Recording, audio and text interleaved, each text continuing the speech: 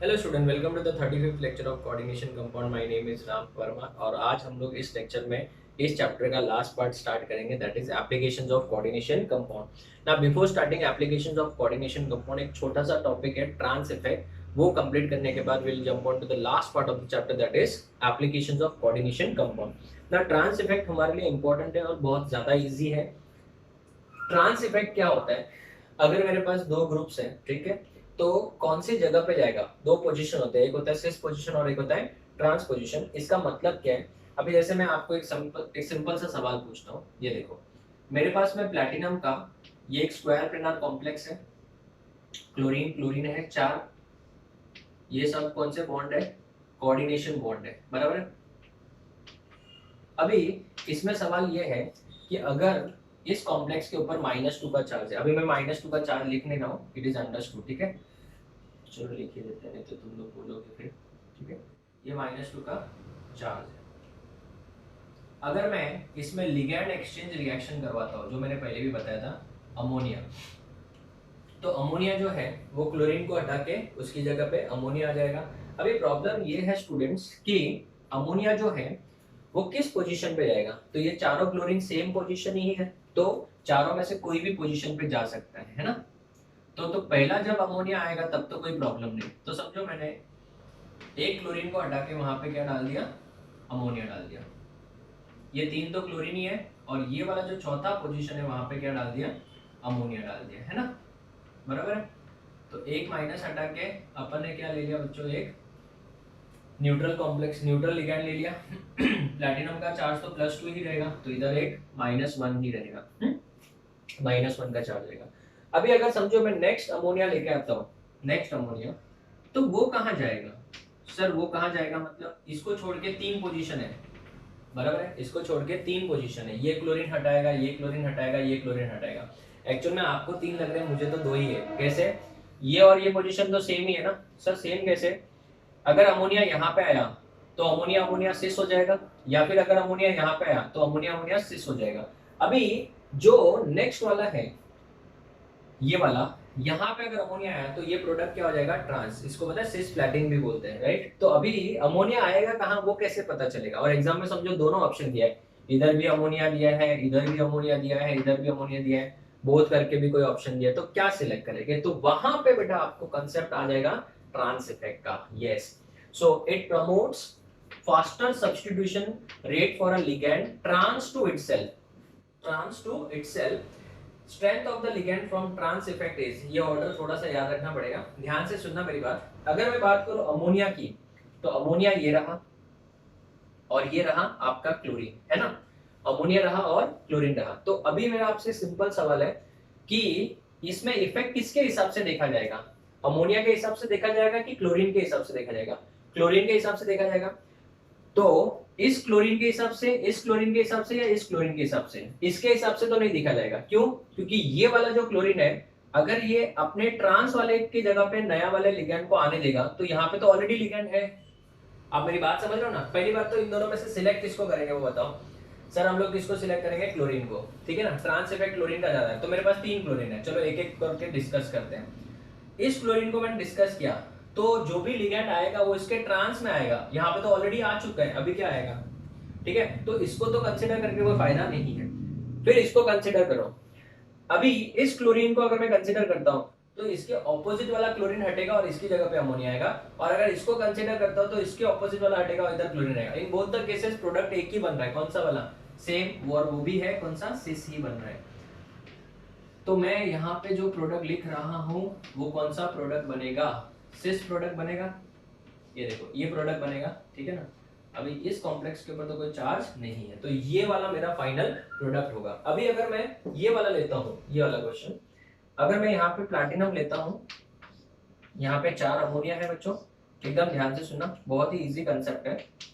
यहाँ पे प्लैटिनम, चार अमोनिया हो गए, चारों जगह पे कोऑर्डिनेट बॉन्ड, सब जगह पे कोऑर्डिनेट बॉन्ड ही बनाना है। ये मैं खाली अगर ऐसा कोवैलेंट बॉन्ड बना लेता हूँ तो आप लोग बराबर से ड्रॉ कर लेना, ऐसा एरो वाला ही बॉन्ड है वो सब, है ना। अभी आप बताओ इस कॉम्प्लेक्स के ऊपर कितने का चार्ज है? +2 का चार्ज है। अगर मैं इसमें एक Cl- लेके आऊं, तो वो Cl- कोई भी एक अमोनिया को हटा देगा, कोई भी एक अमोनिया को हटाएगा। क्यों? क्योंकि बेटा सब सेम ही है। तो प्लैटिनम इस जगह पे समझो Cl माइनस आ गया, बाकी सब जगह पे अभी भी क्या है, अमोनिया ही है। नेक्स्ट वाला जो क्लोरीन आएगा उसके पास कितनी जगह है सर? 2 ही जगह है सर, 3 है ना? मेरे हिसाब से तो 2 ही है, आपको भले 3 लगते हो सर। 3 कैसे, 2 ही कैसे? एकदम सिंपल है कैसे बताओ? यहाँ पे बच्चों ये और ये पोजीशन तो सेम ही है और ये वाला अलग है, तो अभी नेक्स्ट वाला जो क्लोरीन आएगा वो कहाँ आएगा, वो कैसे पता चलेगा? तो चेक करोगे अमोनिया और क्लोरीन में से ज्यादा किसका इफेक्ट है, अमोनिया का है कि क्लोरीन का है? क्लोरीन का है। तो बच्चों आप बताओ, क्लोरीन के हिसाब से डिसाइड होगा। अभी डिसाइड किसके हिसाब से होगा, क्लोरीन के हिसाब से कि अमोनिया के हिसाब से? क्लोरीन के हिसाब से। तो क्लोरीन का ट्रांस वाला जो है वो हटेगा, तो यहाँ पे NH3 को हटा के क्या लाऊंगा मैं, Cl लाऊंगा बच्चों। तो यहाँ पे आ जाएगा आपका प्लैटिनम Cl माइनस, यहाँ पे अमोनिया, यहाँ पे Cl माइनस। सर ये सीरीज जो बनाया है वो कैसे बनाया है? किसी को सपने में आया था? मेरे तो सपने में नहीं आया था बेटा, ठीक है, मेरे तो सपने में नहीं आया था, बराबर है, आपके सपने में भी नहीं आया था। तो फिर क्या है सर, ये बेटा एक्सपेरिमेंटली देखा गया है, एक्सपेरिमेंटली ऑब्जर्व किया गया है, बहुत सारे ऐसे रिएक्शंस कैरी आउट किए गए, तब पता चला कि इसका इफेक्ट ज्यादा है, उसका इफेक्ट कम है। तो स्टूडेंट एक बार वापस समझा देता हूँ, पहले वाले में कुछ देखना नहीं है, दूसरे वाले में बेटा हमारे पास दो लिगेंड है, अमोनिया और क्लोरीन है, तो हम लोग किसके हिसाब से सिलेक्ट करेंगे, क्लोरीन के हिसाब से। तो या तो इसका ट्रांस आएगा या फिर इसका ट्रांस आएगा, ये मत लेना क्योंकि इसमें तो अमोनिया ऑलरेडी है, ठीक है। तो फिर अभी ये हटाया या ये हटाया, एक ऑप्शन हो गया, ये प्रोडक्ट बन गया, तो इसमें प्रोडक्ट क्या बन गया बेटा, सिस बन गया, ठीक है ना। अगर मैं इसकी बात करूं तो यहाँ पे 2 लिगेंड कौन से, ये और ये, तो इसमें भी क्लोरीन ही है, तो इसके ऑपोजिट वाला हटेगा अभी, तो NH3 हटेगा, तो NH3 हट गया तो Cl आ गया, तो ये वाला कौन सा प्रोडक्ट हो गया बेटा, ट्रांस हो गया। तो ये तो बेटा ट्रांस भी हो सकता है, सिस भी हो सकता है, डेट डिपेंड करता है कि लिगेंड कौन से टाइप का था। इस इफेक्ट को क्या बोलते हैं, ट्रांस इफेक्ट। जनरली स्टूडेंट्स इसके ऊपर क्वेश्चन 1-2 बार ही मैंने देखा है, ज्यादा एज सच इंपॉर्टेंट नहीं है, बट फिर भी मैंने आपको बोला एक एक छोटी से छोटी चीज आप लोग ने कवर कर ली। इन केस समझो आ गया, which of the 2 or which of the 4 has strong ligand strong trans effect। तो ये समझो कोई भी 4 पैर उठा के दे दिया बेटा, ये 4 दे दिए, दिन खराब था बेटा, कुछ बोल नहीं सकते, ठीक है। तो ऐसा कुछ भी आ सकता है ना। We are going to start with the now the last part of the chapter, that is applications of coordination compound. I hope आप लोग को ये समझ में आ गया होगा। आपको चाहिए तो और प्रैक्टिस के लिए क्वेश्चन इस तरीके से बना सकते हो, Cl की जगह पे सब जगह पे ब्रोमीन डाल दो, फिर अमोनिया डालो, चेक करो Cl और अमोनिया और ब्रोमीन ले लो, ठीक है ना, या फिर क्लोरीन ब्रोमीन ले लो, ऐसे करके आप जितने चाहो उतने रिएक्शन लिख सकते हो। इसका फोटो लो, फिर हम लोग applications of coordination compound start करते हैं। Okay students, so finally we are starting with the last part of the chapter, that is applications of coordination compound। Now applications as such बहुत सारे हैं, हम लोग एक एक करके डिस्कस कर रहे हैं। First application is test for Na+2, very important, test for Na+2 nickel complex, Na+2 का टेस्ट है, ठीक है, बहुत ही इंपॉर्टेंट एंट्रेंस क्वेश्चन है। एक एक को हम लोग डिटेल में अच्छे से डिस्कस करेंगे, प्लीज अच्छे से सुनना, ठीक है ना। हर एक पॉइंट जो मैं लिखवाऊंगा वो एमसीक्यू क्वेश्चन है, ठीक है। आपने लिखा होगा बोर्ड को 2 पार्ट्स में डिवाइड किया क्योंकि स्ट्रक्चर भी ड्रॉ करना है। निकेल जो कॉम्प्लेक्स है, निकेल का जो +2 वाला आयन है, when it combines with 2 moles of DMG using alkaline medium, ये हम लोग कॉलेज में जब थे तो हम लोग को हायर स्टैंडर्ड में ये बहुत ही इंपॉर्टेंट एक्सपेरिमेंट भी था, निकल DMG कॉम्प्लेक्स बनता है, जिसको हम लोग बोलेंगे NiDMG2S, बराबर है। यहाँ पे निकल किस ऑक्सीडेशन स्टेट में था, +2 में, DMG का -1 होता है, सबको पता होगा तो इसके लिए नेट चार्ज क्या हो जाएगा, 0। इस कंपाउंड का जो कलर है वो है बेटा स्कारलेट रेड कलर, जिसको हम लोग रोजी रेड भी बोल सकते हैं, ब्रिलियंट रेड, रोजी रेड कलर, ठीक है। ये बहुत ही इंपॉर्टेंट कलर है, याद रखना बच्चों। अभी इस कंपाउंड का जो स्ट्रक्चर है वो कैसा है देख लेते हैं। DMG का स्ट्रक्चर सबको पता होगा, dimethyl glyoxime, this is the structure of dimethyl glyoxime, इस तरीके से डबल बॉन्ड, एंड एक के ऊपर O- होता है, एक के ऊपर OH होता है ना, ये डाइमिथाइल ग्लाइऑक्सेन का स्ट्रक्चर है। तो इसमें तो DMG कितने हैं बेटा, 2 है। तो सबसे पहले इसका स्ट्रक्चर मैं ड्रॉ करता हूँ, अच्छे से देखना, घाई नहीं करना है। ये देखो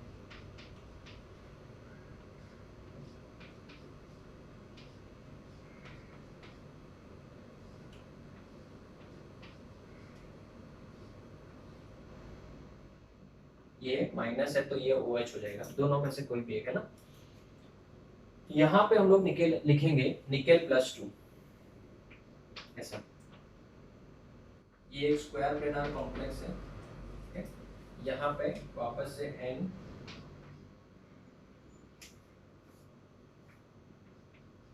ठीक है, double bond C, single bond C, double bond N, O, यहाँ पे H, ठीक है ना, यहाँ पे O के ऊपर माइनस, यहाँ पे OH आएगा, इधर O माइनस हो जाएगा, ठीक है। यहाँ पे CH3 और यहाँ पे CH3 है ना।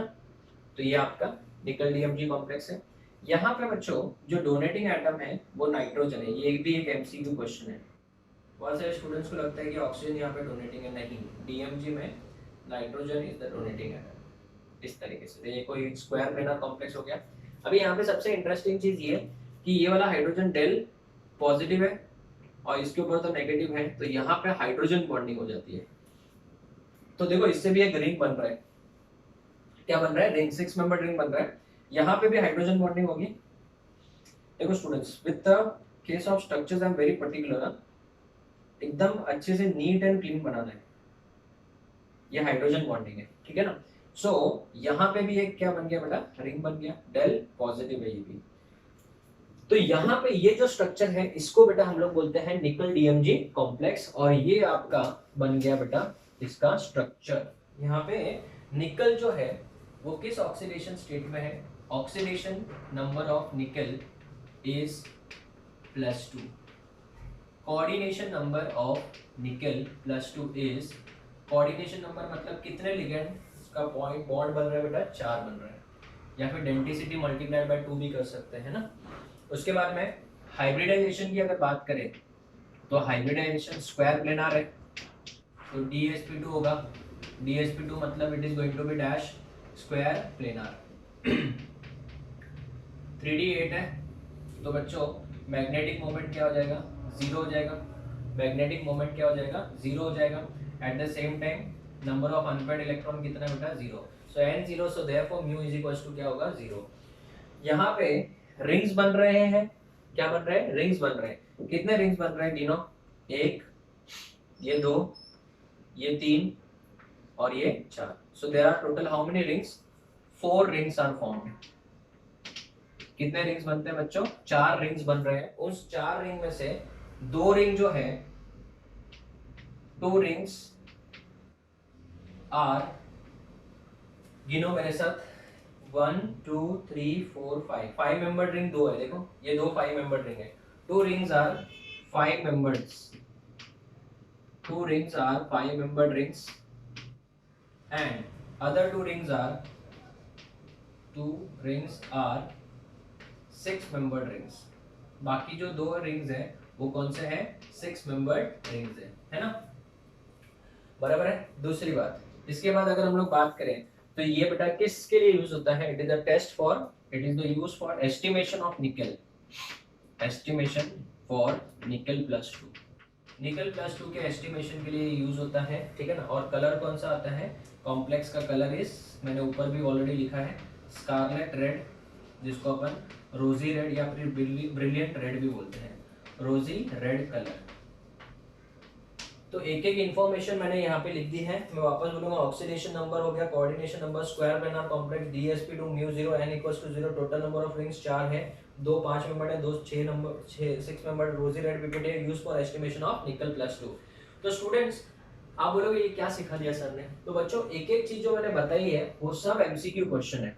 कैसे, अभी निकल DMG कॉम्प्लेक्स है, पहली बात तो ये, what is the colour of the निकल DMG complex, now DMG is used for the estimation of dash nickel +2, what is the color of this complex, what is the hybridization, oxidation number of nickel in nickel DMG complex, coordination number of nickel, hybridization, geometry, magnetic property, it is diamagnetic or paramagnetic, then it is going to be diamagnetic। बहुत easy है, अगर आपने concept पढ़े हुए तो बहुत easy लगेगा। और जनरली बच्चों अगर हम लोग नॉर्मली देखें तो ये क्या है, एक बाइडेंटेड लिगेंड है, तो इसने एक रिंग बनाया, दूसरे ने 2 रिंग बनाया, तो जनरली बच्चे इसका 2 रिंग टिक कर लेते हैं, बट इसमें आंसर 4 रिंग है। क्यों, बिकॉज इसमें एक स्पेशल केस हो गया हाइड्रोजन बॉन्डिंग का। बच्चों इतना सबको समझा, so this is used for the test for what, Ni2+ it is used for the estimation of nickel +2। ठीक है, अभी मैं इसके बाद नेक्स्ट, अभी आपको पता चल गया होगा कि अरे यार एप्लीकेशन में कुछ अलग ही है, सिर्फ मैंने खाली पॉइंट्स नहीं लिखा है, एक एक कुछ समझा भी रहा हूँ, क्योंकि ये सब एग्जाम में एज इट इज पूछा भी जाता है। नेक्स्ट आएगा ईडीटीए कॉम्प्लेक्स कहाँ पे यूज होता है, लेड पॉइजनिंग क्या होते हैं, वाटर सॉफ्टनर के तौर पे भी यूज होता है, वो मैं सब नेक्स्ट बोर्ड पे समझाऊंगा, इसका फोटो ले लो एक बार।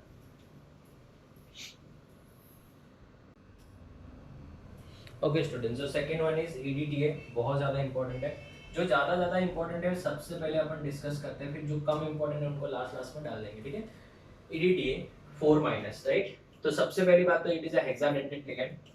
Point number 1, it is used for volumetric, जो एज सच हमारे सिलेबस में नहीं है, वॉल्यूमेट्रिक एनालिसिस सिर्फ जेईई एडवांस वालों को ही है। वॉल्यूमेट्रिक एनालिसिस ऑफ कैल्शियम 2+ है, Mg2+ है, Zn2+ है, एक्सेट्रा। ठीक है ना, ये वॉल्यूमेट्रिक एनालिसिस के लिए यूज होता है। It is also used as water purifier, used as water purifier.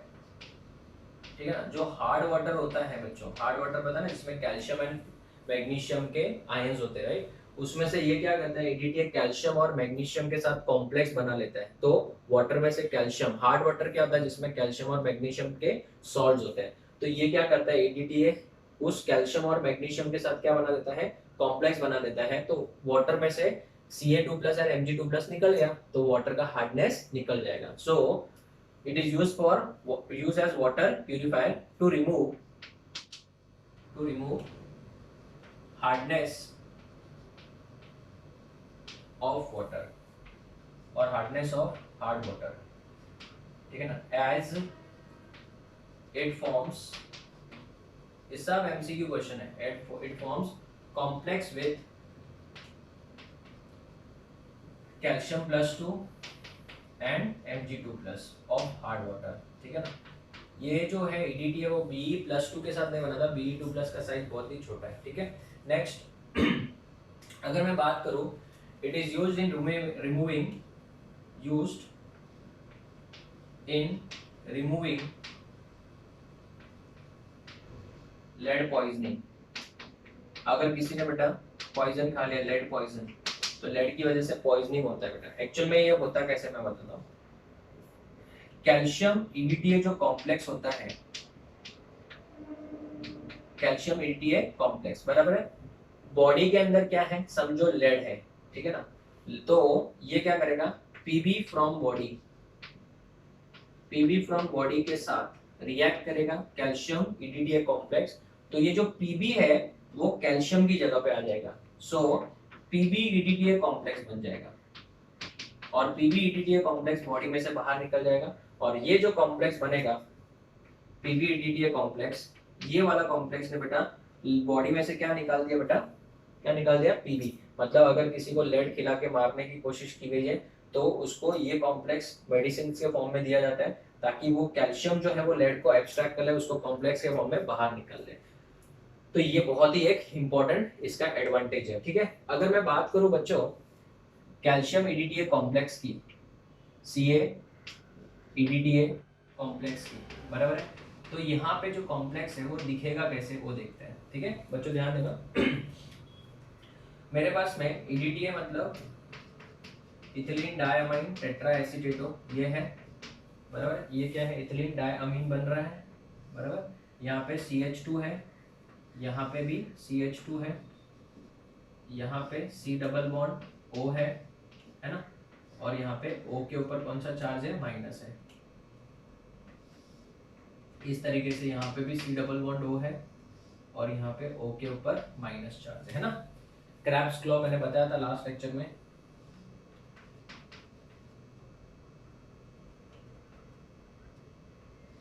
ठीक है, इस तरीके से C डबल बॉन्ड O के ऊपर माइनस। ठीक है, नेक्स्ट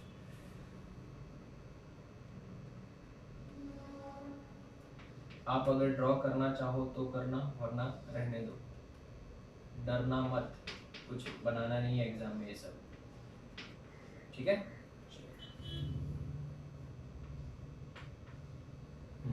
अभी यहाँ पे सेंटर में कौन है बच्चों, कैल्शियम प्लस 2 है, समझो कैल्शियम प्लस 2 है। तो नाइट्रोजन के पास लोन पेयर होता है, ये डोनेट करेगा, ये भी डोनेट करेगा, ये डोनेट करेगा, ये भी डोनेट करेगा, ये भी डोनेट करेगा और ये भी डोनेट करेगा। तो यहाँ पे बहुत सारे क्या बन गए बेटा, रिंग्स बन गए। सो अभी आपके जेई के और नीट के क्वेश्चन शुरू हो गए। कितने रिंग्स बनेंगे, एक रिंग, ये दूसरा रिंग, ये तीसरा रिंग हो जाएगा बड़ा वाला, ये चौथा रिंग है और ये पांचवा रिंग है। So there are how many rings, 5 rings, 5 rings बने। उसमें से ये जो फर्स्ट वाला रिंग है, 1 2 3 4 5 मेंबर रिंग है। दूसरा वाला गिनो, 1 2 3 4 5, इसको मत गिना, ये रिंग के बाहर है। ये भी 5 मेंबर है, 1 2 3 4 5, ये भी 5 है और ये तो सेम इधर है। तो सबके सब 5 मेंबर रिंग है। All 5 rings are 5 member rings.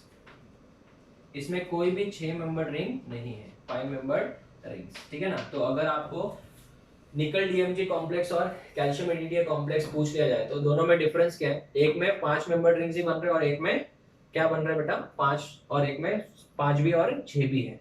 उसके बाद में अगर आपको क्वेश्चन पूछ लिया जाए कि यहाँ पे nitrogen calcium nitrogen bond angle कितने हैं, बॉन्ड एंगल्स कितने हैं, नंबर वाइज बताओ। तो number wise nitrogen calcium nitrogen एक ही है, ठीक है ना। उसके बाद में अगर आपको पूछ लिया कि nitrogen calcium oxygen bond angles, nitrogen calcium oxygen bond angles कितने हैं बताओ। सर एक सेकंड ना, नाइट्रोजन कैल्शियम ऑक्सीजन, सो 1, ये 2, ये 3 और ये 4, तो टोटल कितना आ जाएंगे 4। हाँ सर बोला 4 और लिखा 8, ऐसे कैसे। तो बच्चों ये जेई का क्वेश्चन था, ठीक है ना। जनरली बच्चों को लगता है इसमें 4 ही है बट आंसर इज 8। मैं बताऊं कैसे, देखना ध्यान से, गिनना मेरे साथ। ये देखो, ये यहां से यहां तक ये 1 हुआ, हाँ ये 2 हुआ, हाँ बराबर है, ये 2 हुआ, ये इस तरीके से 3 और ऊपर जाएंगे तो 4 हुआ ना 4। अभी पांचवा गिनना मेरे साथ। हाँ आपने ऐसा गिना ऐसा गिना, देखो हाँ 6 देखो, नाइट्रोजन कैल्शियम ऑक्सीजन, ओ ओ ओ 6 हुआ। नेक्स्ट नाइट्रोजन कैल्शियम ऑक्सीजन 7 हुआ, सॉरी कितना हुआ, 4 तो गिना ही था अपने, 5 हुआ, ये 5 हुआ था और ये 6 हुआ। नाइट्रोजन कैल्शियम ऑक्सीजन क्रॉस में जाओ, कितने हो गए, 7 हो गए और ये वाला 8 हो गया। टोटल कितने हैं बच्चों, 8 है। जेई का क्वेश्चन था, समझ में आया सबको। वापस गिनवाता हूँ, ये देखो 1, ये 2, फिर इधर से 3, ये 4, इधर का हो गया इधर का हो गया, बराबर है। अभी क्रॉस में देखो 5 6 7 और 8, इस तरीके से। सो टोटल 8 एंगल्स है बेटा। तो मैंने इसमें क्या क्या इन्फॉर्मेशन दिया एक बार देख लेते हैं। It is used in water purifier, water purifier में यूज होता है। वॉल्यूमेट्रिक एनालिसिस में बता दिया मैंने, इट रिमूव्स हार्डनेस वाटर बढ़ा दिया। Be2+ बनाएगा नहीं, lead poisoning, it removes lead poisoning बता दिया। स्ट्रक्चर मैंने समझा दिया, 5 member rings are there and number of nitrogen calcium nitrogen bond angle एक ही है और nitrogen calcium oxygen bond angle कितने बच्चों 8 है, ये मैंने आपको बता दिया, ठीक है। सो ये वाला सेकंड पॉइंट हो गया। आप लोगों को समझ में आ रहा होगा, एक एक चीज इंपॉर्टेंट है बच्चों, ठीक है ना, एक एक चीज इंपॉर्टेंट है। और लिखा होगा, मैं जब लिखवा रहा हूँ आपको खुद को फील हो गया होगा, ये सब एमसीक्यू क्वेश्चंस है बच्चों। समझ में आ रही है मेरी बात। तो जब आप क्वेश्चन सॉल्व करते हो तो कुछ नहीं आता, तो उसका रीजन ये है कि ये सब चीजें आपने ऐसे नहीं पढ़ी होगी, ठीक है। तो अभी हम लोग नेक्स्ट थर्ड पॉइंट की तरफ बढ़ेंगे। आप इसका फोटो ले लो।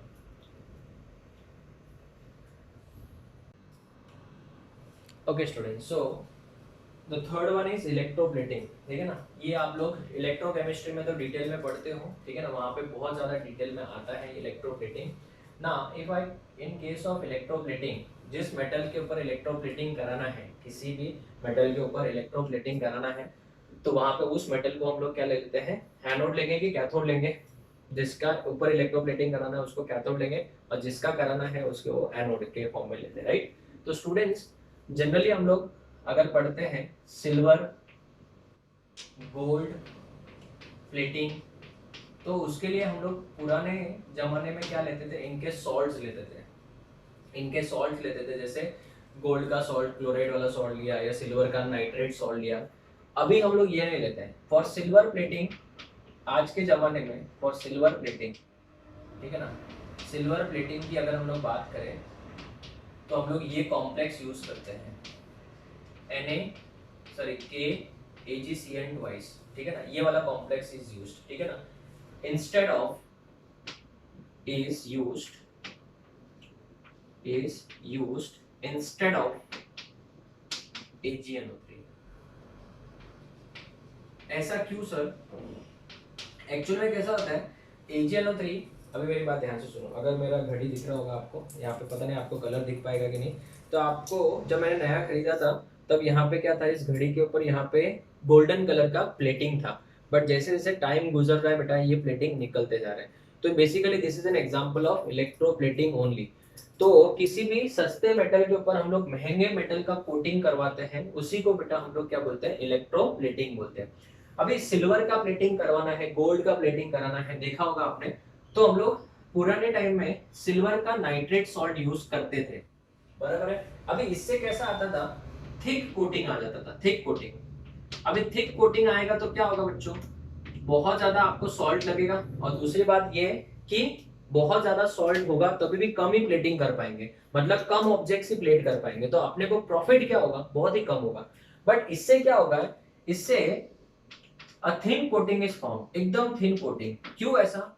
ऐसा क्यों? क्योंकि यहाँ पे जो है Ag+ बहुत ज्यादा अवेलेबल है, और यहाँ पे किसके अंदर है, स्क्वायर ब्रैकेट के अंदर है, तो इलेक्ट्रिसिटी पास करेंगे तो थोड़ा थोड़ा सिल्वर ही बाहर आएगा।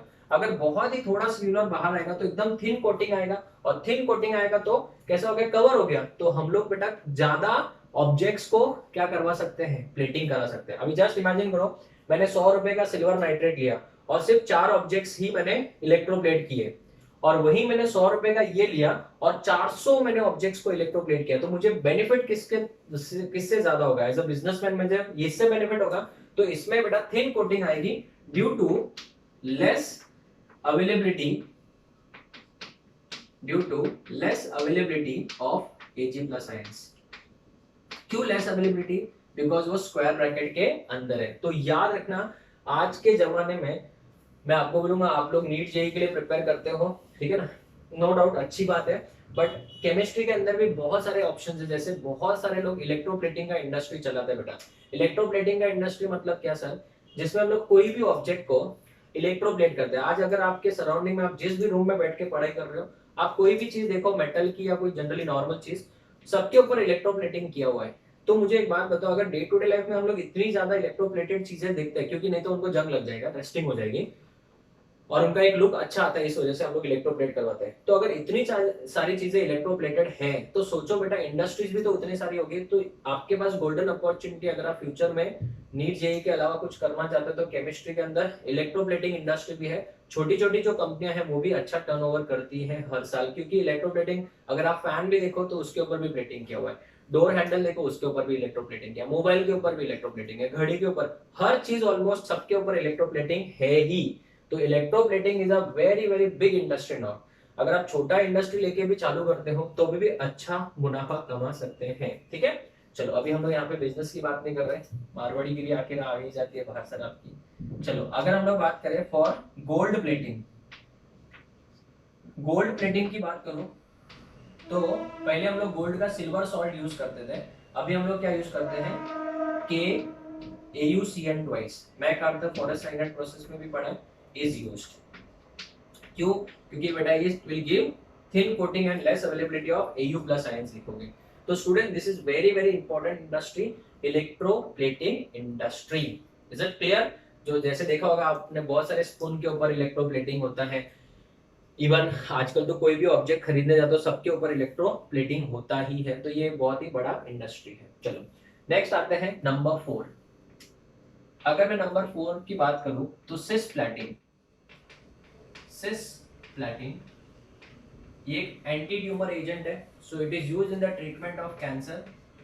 It is used in the treatment of cancer, ठीक है ना, कैंसर के ट्रीटमेंट में यूज होता है, ठीक है ना।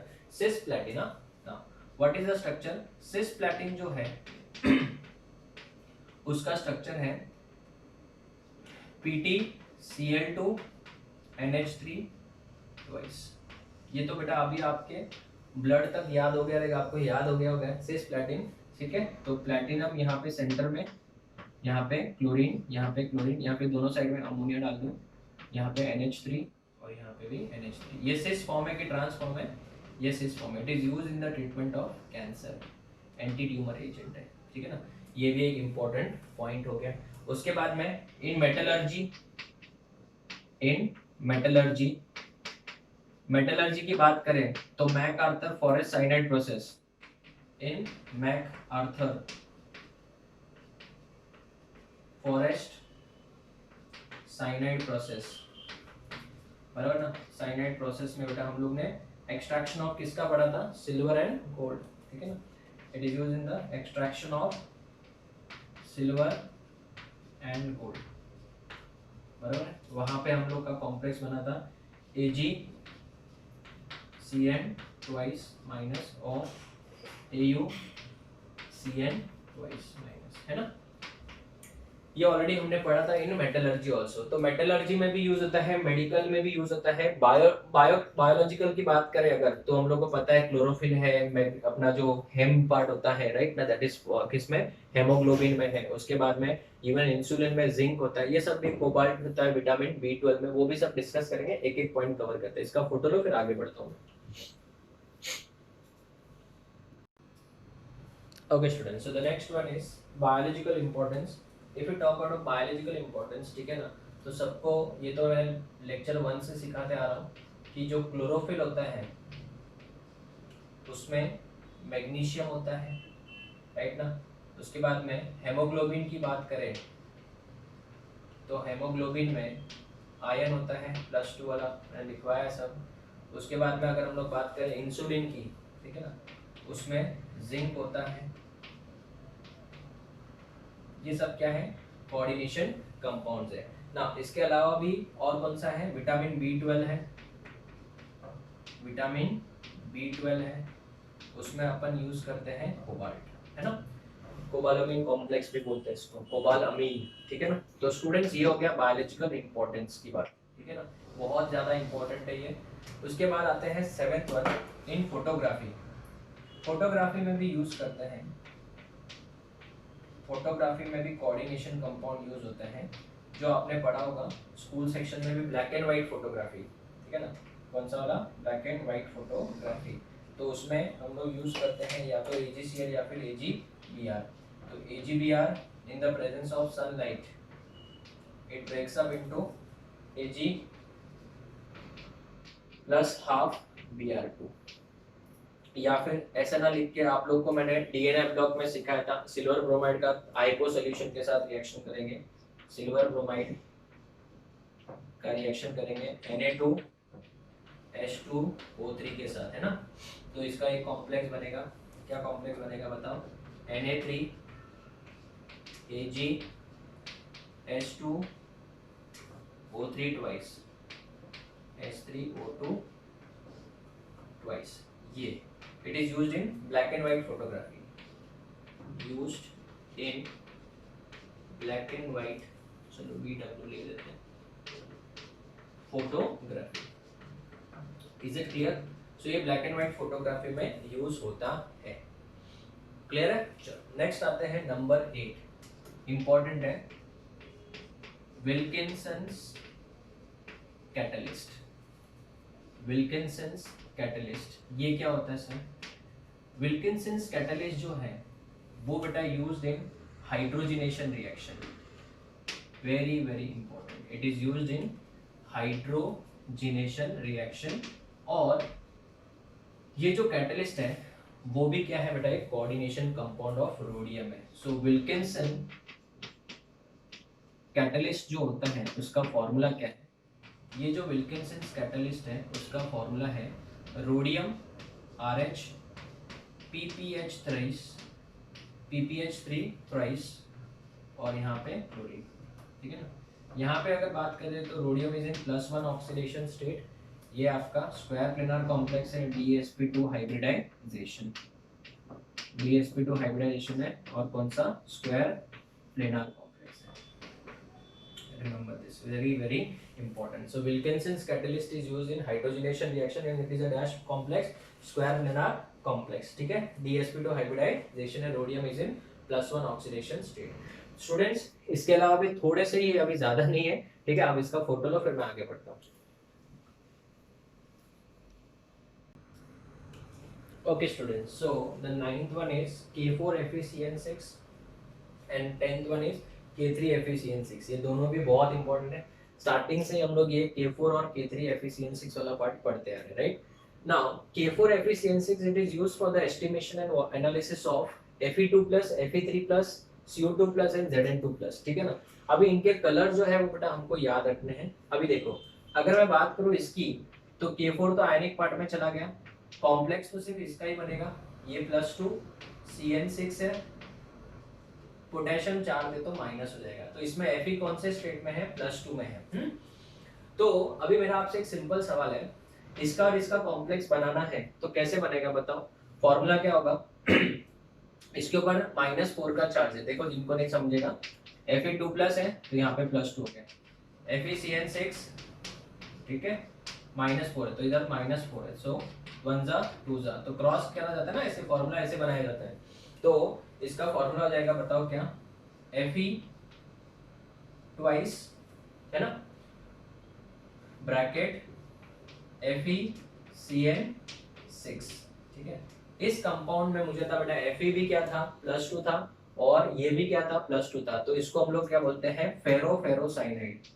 क्या बोला, क्या मालूम क्या बोला मैंने सुना, फेरो, +2 है ना, और +3 होता तो फेरी बोलते हैं. तो ये भी फेरो, ये भी +2 है तो ये भी फेरो, तो फेरोसाइनाइड बराबर है. इसका कलर याद रखना बेटा, पर्शियन ब्लू.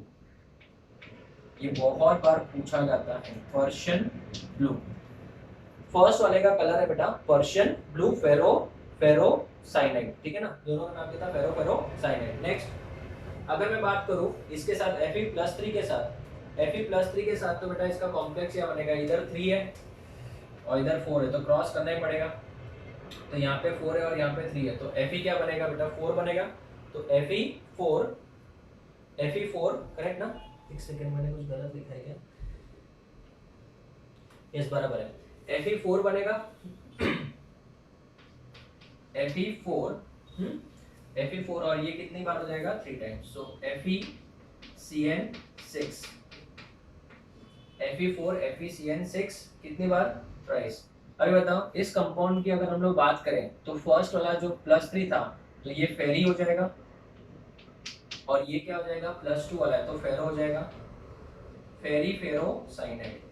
इसका कलर है बच्चों व्हाइट, याद रखना इसका कौन सा कलर है, व्हाइट है. तो ये हो गया आपका सेकंड वाला, राइट. अगर मैं बात करूं कॉपर की, कॉपर +2 ठीक है ना, और ये +4 है तो यहाँ पे कॉपर लिखा मैंने, यहाँ पे 2 लिखा, तो 2 1 जा 2 2 जा, तो Cu2 हो जाएगा. ये Cu2 यहाँ पे क्या आएगा, FeCN6 है ना, बराबर है. उधर वो साइड में कोई नंबर नहीं आएगा. इसका कलर है बच्चों चॉकलेट ब्राउन. ये सब कलर आपको क्या करने, याद करने बेटा. ठीक है, लास्ट वाला अगर जिंक की बात करें तो व्हाइट होगा. ठीक है ना, जिंक का बेटा यहाँ पे जिंक लिख दो और यहाँ पे +2 है तो बेटा डेफिनेटली क्या बनेगा बताओ, Zn FeCN6. ठीक है ना, Zn कितनी बार आ जाएगा, 2 टाइम्स आ जाएगा. सो Zn2 FeCN6. ठीक है ना, इसका कलर क्या हो जाएगा बच्चों, व्हाइट हो जाएगा. तो ये भी व्हाइट पीपीटी हो जाएगा. समझा क्यों, क्योंकि Zn जो है वो किस ऑक्सीडेशन स्टेट में है, +2 में है ना. अगर मैं बात करूं, it is used to distinguish Fe2+ and Fe3+, K3FeCN6. तो K3FeCN6 का क्या होगा बच्चों बताओ, FeCN6 3- होगा, यहाँ पे Fe किस स्टेट में है, +3 में, तो फेरो आएगा कि फेरी आएगा, यहाँ पे फेरी आएगा. ठीक है, तो Fe2+ के साथ जब इसका कॉम्प्लेक्स बनाया जाएगा तो सोचो कैसे बनेगा, Fe है और यहाँ पे FeCN6. थोड़ा याद रखने वाला रिएक्शन है बच्चों, यहाँ पे 3 है और यहाँ पे 2 है तो क्रॉस करेंगे तो ये 3 हो जाएगा और ये 2 हो जाएगा. तो बताओ फॉर्मूला, Fe कितना, 3, Fe3 FeCN6 कितना, 2. ओके, अब बता इसका नाम, ये Fe किसका था, 2 था, तो फेरो फेरी साइनाइड, फेरो फेरी साइनाइड, इसको बेटा हम लोग बोलते हैं टर्न बुल्स ब्लू, ठीक है ना, ये नाम याद रखना, टर्न्स बुल्स ब्लू, ठीक है ना, बहुत इंपॉर्टेंट है, बहुत बार एमसीक्यू में डायरेक्ट पूछा जाता है। नेक्स्ट अगर मैं इसकी बात करूं Fe+3 के साथ, तो अगर यहाँ पे 3 है तो ये 3 और ये 3 तो क्या हो जाएगा, कैंसल, ये आपका हो जाएगा ब्राउन सोल्यूशन, ब्राउन नहीं ब्राउन सोल्यूशन, FeCN6 बराबर है, FeCN6, ठीक है ना, ये भी +3 ये भी +3, तो दोनों +3 है। नाम याद रखने की जरूरत है, मैं तो खाली ऐसा बता रहा हूँ एक्स्ट्रा इन्फॉर्मेशन के लिए। फेरी फेरी साइनाइड, फेरी फेरी नहीं, क्या फेरी फेरी, यहाँ पे पिज्जा नहीं खा रहे हम लोग ना, फेरी फेरी साइनाइड, इसका बेटा कलर क्या होता है, ब्राउन। तो ये नाम तो चलो ठीक है, फॉर्मूला के साथ इसका कलर आपको बेटा याद रखना है, ठीक है ना, आपको हेड्स ऑफ है बेटा, आप इतनी चीजें याद रखते हो, स्पेशली मेरे लेक्चर में तो बहुत ज्यादा चीजें आपको पढ़ा देता हूँ, तो आपको याद रखना होता है। तो आप बहुत अच्छा काम कर रहे हो, इसी तरीके से करते रहिए और आपको अच्छा स्कोर मिलेगा, अच्छे रैंक मिलेगा, अच्छा रैंक मिलेगा तो अच्छा कॉलेज में मिलेगा, ठीक है। तो आप बहुत मेहनत कर रहे हो, आपको खाली केमिस्ट्री नहीं पढ़ना है, मुझे तो सिर्फ केमिस्ट्री पढ़ाना है, और आपको सिर्फ केमिस्ट्री नहीं पढ़ना, उसके साथ में आपका दूसरा सब्जेक्ट भी है, ठीक है। तो चने के जाट पे मत चढ़ो, मैंने भी किया है, सब करते हैं, और बहुत सारे तुम्हारे कॉम्पिटिटर है वो भी करते हैं, तो तुमको उनसे क्या करना है, अच्छा करना है, ठीक है। तो ये 10th हुआ, हार्डली अभी 1-2 रिएक्शन जो छोटे छोटे वो अपन कंप्लीट करते हैं, देन विल स्टॉप। इसका फोटो ले लो फिर।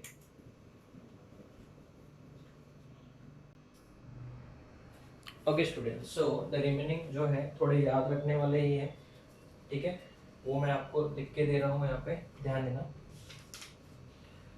टेस्ट फॉर सल्फाइड आयंस, ठीक है, सोडियम नाइट्रोक्लोराइड टेस्ट बहुत ज्यादा इंपॉर्टेंट है, पी ब्लॉक में भी आता है, ठीक है ना, नाइट्रोक्लोराइड, ये फॉर्मूला है नाइट्रोक्लोराइड का, it is a test for sulphide ions. ये देखो इसमें सल्फाइड आयंस है, sulphur is in which oxidation state, -2, तो यहाँ पे जो NO है वो NOS हो जाएगा, और यहाँ पे आ जाए आपको वायलेट कलर। एक्चुअल में जो सोडियम नाइट्रोक्लोराइड है वो डार्क ब्राउन कलर का होता है, तो जैसे ही उसमें सल्फाइड आयंस डालते हैं वो वायलेट कलर का हो जाता है, तो वायलेट कलर बना मतलब पक्का सल्फाइड आयंस है। दिस इज वेरी इंपॉर्टेंट,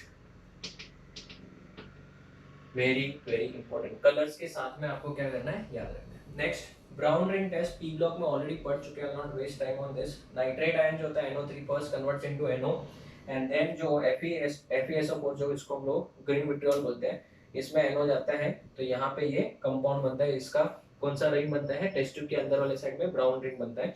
और मैंने आपको इसमें दिखाया भी था कि यहाँ पे जो Fe है वो +1 ऑक्सीडेशन स्टेट में, इस ऑक्सीडेशन स्टेट में +1 ऑक्सीडेशन स्टेट में, और n का वैल्यू इसमें 3 होता है, राइट, n का वैल्यू कितना होता है बच्चों, 3 होता है, ये मैंने आपको ऑलरेडी लिखवाया था।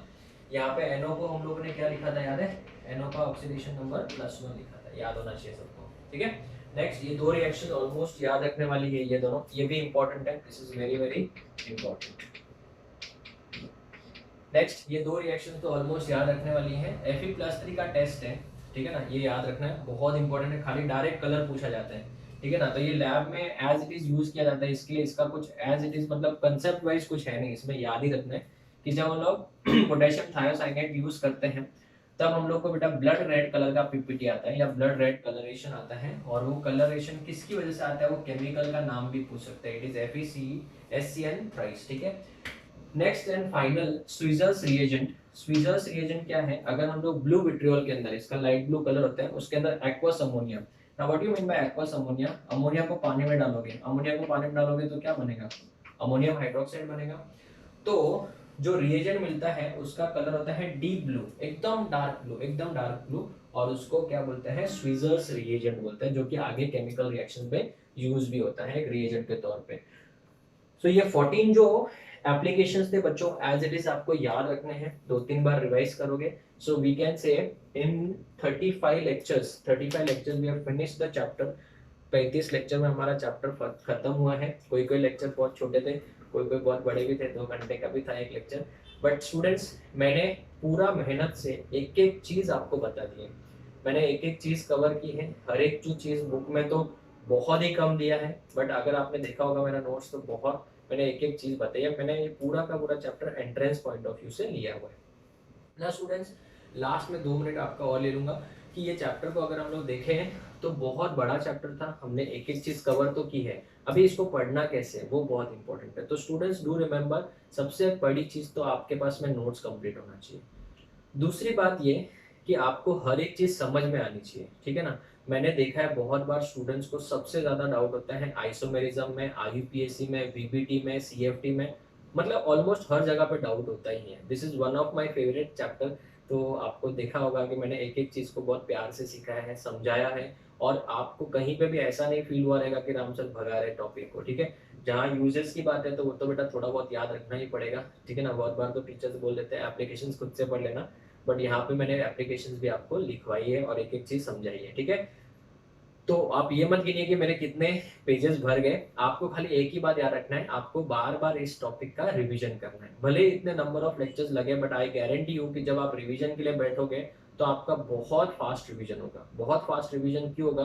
बिकॉज मैंने एक्चुअली आराम आराम से सिखाया है, बट आप अगर बुक्स में देखोगे तो आपको फटाफट समझेगा। अभी आईयूपीएससी ओपन करोगे तो आपको मालूम है केस 1 2 3 4 इस तरीके से है। तो उसके बाद में वीबीटी में तो सब ट्रिक्स भी आते हैं, फनी 4 एंड ऑल दैट। तो पूरा वीबीटी का 2 घंटे का कम से कम 10-12 पेजेस का जो टॉपिक है वो सिर्फ और सिर्फ 15-20 मिनट में हो जाएगा। ऐसे करके अगर आप रिवाइज करोगे, बार बार रिवाइज करोगे, तो आपको बहुत ही कॉन्फिडेंस आएगा। Students, again I am saying, NEET और जेई दोनों स्टूडेंट्स के लिए कोऑर्डिनेशन कंपाउंड बहुत इंपॉर्टेंट है। नीट वाले स्टूडेंट्स के लिए तो बेटा एनओसीबी 6 से 7 क्वेश्चन आते हैं, और एनओसीबी इसमें बहुत बार यूज भी हुआ है, ठीक है। तो ये सब चीजें बहुत इंपॉर्टेंट है। नेक्स्ट लेक्चर में हम लोग नया चैप्टर शुरू करेंगे, प्रोबेबली देखेंगे कोई भी जो चैप्टर हम लोग स्टार्ट करें, ठीक है। तो कंटिन्यू करेंगे नेक्स्ट लेक्चर में, और आज के लेक्चर में मैं आपको एंड में एक पीडीएफ दूंगा जो कि क्वेश्चंस इजी होंगे। अगर समझो मैं डिस्कशन नहीं भी कर पाया तो जो भी क्वेश्चन मैंने या लेक्चर में चीजें सिखाई है उसी में से होगा, ठीक है। So will meet in the next lecture students. मुझे मालूम है कि चैप्टर बहुत बड़ा है, बट स्टूडेंट्स मैंने मेरे साइड से पूरा मेहनत किया है, पूरा एक एक चीज आपसे आपको बताइए, बहुत ज्यादा रिसर्च करके एक एक चीज मैंने आपको कवर करवाई है। ये मेरे नोट्स भी ऐसे ही आप देखोगे तो मेरे खुद के नोट्स इतने मोटे हैं इसके। तो मैं खुद पहले नोट्स बनाता हूँ, ठीक है, और क्वेश्चंस आपको हर लेक्चर के बाद दिया, तो मैंने 4-5 बुक्स, रेफरेंस बुक्स यूज करके फिर दिया है, ठीक है। तो मैंने पूरा मेहनत किया स्टूडेंट्स कोऑर्डिनेशन कंपाउंड्स में। अभी आपकी बारी है, आपको उसको बार बार क्या करना है, रिवाइज करना है। तो मेरे हिसाब से जब आप क्वेश्चन सॉल्व करोगे तो 95 to 98% क्वेश्चंस आपको स्ट्रेट फॉरवर्ड देखने को मिल जाएंगे। एक दो क्वेश्चन में कुछ याद रखने वाला हो सकता है, जैसे कलर तो आपको देखना पड़ सकता है नोट्स, बट बाकी में तो आई गारंटी यू कि आपको बहुत अच्छे से चीजें समझ में आ गई होगी। तो अभी आप कोई भी बुक, रेफरेंस बुक, जिसमें से भी आपको एमसीक्यू क्वेश्चन सॉल्व करना है, करिए, कोई प्रॉब्लम नहीं है। जेई एडवांस तक के क्वेश्चन सॉल्व करिए, कोई प्रॉब्लम नहीं है। तो students, this is the best of coordination compound from Ram sir, and we'll meet in the next lecture with the next chapter. Till then, thank you, take care.